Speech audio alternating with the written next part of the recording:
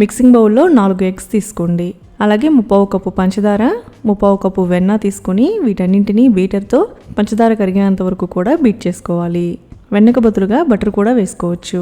పంచదార అంతా కరిగిన తర్వాత 1 teaspoon vanilla essence, 1 cup maida పిండి, 1 teaspoon baking powder, 1/2 teaspoon baking soda, చిటికెడు ఉప్పు వేసుకొని వీటన్నింటినీ జల్లించుకుని తీసుకోండి.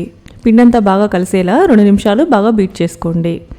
తర్వాత చిన్న గ్లాసు పాలు కొంచెం కొంచెంగా వేసుకుంటూ ఇదంతా కలిసేలాగా మిక్స్ చేసుకోవాలి.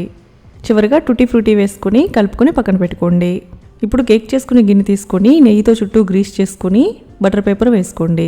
మళ్ళీ నెయ్యితో గ్రీస్ చేసుకొని ఈ కేక్ బ్యాటర్ అంతా వేసేసుకోండి.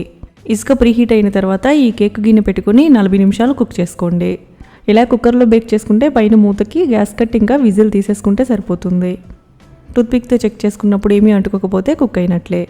చల్లారిన తర్వాత ఓపెన్ చేస్తే యమ్మీగా కేక్ రెడీ.